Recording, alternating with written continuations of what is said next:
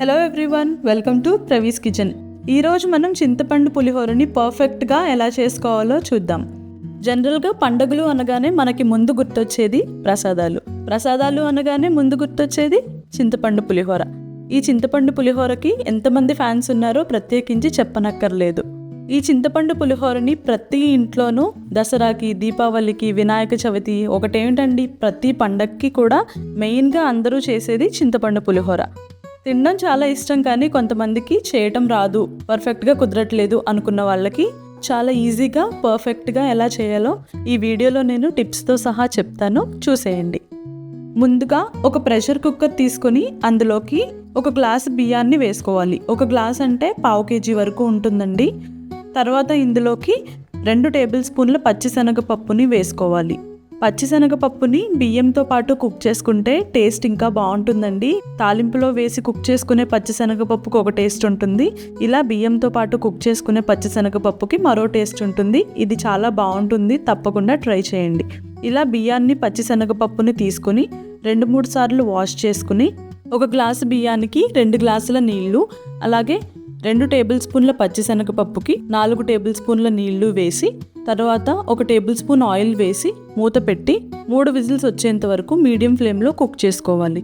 ఇలా ఆయిల్ వేసుకోవడం వల్ల రైస్ పొడి పొడిగా ఉంటుంది, అలాగే విజిల్స్ వచ్చేటప్పుడు వాటర్ బయటికి లీక్ అవ్వకుండా ఉంటుంది. ఇప్పుడు ఒక బౌల్లో 1 కప్పు గోరువెచ్చటి నీళ్ళని వేసి అందులోకి ఇక్కడ చూపిస్తున్నట్టు చేతి నిండా చింతపండుని వేసి నాననివ్వాలి. చింతపండు నాని రైస్ కుక్ అయ్యేలోపు మనం పులిహోరలోకి కావాల్సిన తాలింపుని పెట్టుకుందాం. ఒక ప్యాన్ని తీసుకొని అందులోకి 2 టేబుల్ స్పూన్ల ఆయిల్ వేసుకొని వేడెక్కనివ్వాలి.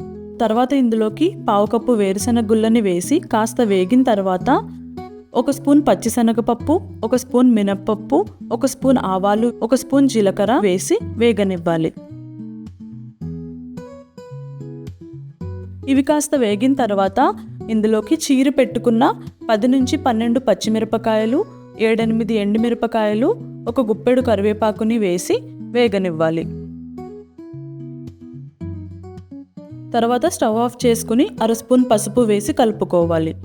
పసుపుని ముందుగానే వేసేస్తే కాస్త మాడిపోయే ఛాన్స్ ఉంటుందండి, కాబట్టి స్టవ్ ఆఫ్ చేసుకున్న తర్వాత తాలింపులు వేడిగా ఉంటాయి కాబట్టి అందులో పసుపు వేసుకుని కలుపుకుంటే సరిపోతుంది. కలర్ కూడా బాగుంటుంది. ఇప్పుడు కుక్కర్ మూత తీసి కుక్ అయిన రైస్ని ఒక వెడల్పుగా ఉండే పాత్రలోకి ట్రాన్స్ఫర్ చేసుకుని ఒక 10 నిమిషాల పాటు చల్లారనివ్వాలి.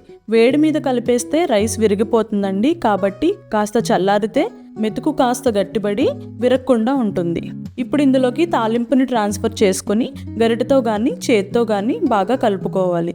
చేత్తో కలుపుతున్నట్లయితే బాగా గట్టిగా కలిపేయకూడదండి, ఎండుమిరపకాయలు, కరివేపాకు విరిగిపోతుంది. కాబట్టి కొంచెం సున్నితంగా కలుపుకుంటే అన్నీ బాగా మిక్స్ అవుతాయి. దీన్ని కాసేపు పక్కన పెట్టుకుందాం. ఇప్పుడు నానబెట్టి పెట్టుకున్న చింతపండు నుంచి ఇలా చిక్కగా గుజ్జుని తీసి పెట్టుకోవాలి. ఇందులో పిక్కలు, పీచు ఏమన్నా ఉంటే తీసి ఇలా థిక్ పేస్ట్ లాగా ప్రిపేర్ చేసుకోవాలి. ఇప్పుడు తాలింపుల్ని వేపుకున్న అదే ప్యాన్లో మరొక టేబుల్ స్పూన్ నూనెని వేసి వేడెక్కనివ్వాలి. నూనె వేడెక్కిన తర్వాత కాస్త స్ప్రెడ్ చేసుకుని చింతపండు పేస్ట్ని వేయాలి. చింతపండు పేస్ట్ కుక్ అవుతున్నప్పుడు ఇందులోకి రుచికి సరిపడినంత సాల్ట్ని వేసి బాగా మిక్స్ చేసుకోవాలి. చింతపండు పేస్ట్ బాగా కుక్ అయిన తర్వాత ఆయిల్ని రిలీజ్ చేస్తుందండి. ఈ టైంలో స్టవ్ ఆఫ్ చేసుకుని చింతపండు పేస్ట్ని ముందుగా కలిపి పెట్టుకున్న పులిహోరలోకి వేసుకోవాలి. ప్యాన్కి స్టిక్ అయి ఉన్న కాస్త చింతపండు పేస్ట్ నూనెని కూడా వేస్ట్ చేయకుండా ఇలా ఒకసారి కలుపుకొని తీసుకోవాలి. తర్వాత అంతా బాగా కలిసేలా గరిటె సహాయంతో కానీ చేత్తో కానీ బాగా కలుపుకోవాలి. అంతేనండి, చాలా ఈజీగా చింతపండు పులిహోర రెడీ. ఈ చింతపండు పులిహోరలో ఇంకొక వేరియేషన్ ఉందండి, అది నేను ముందు వీడియోస్లో చెప్తాను.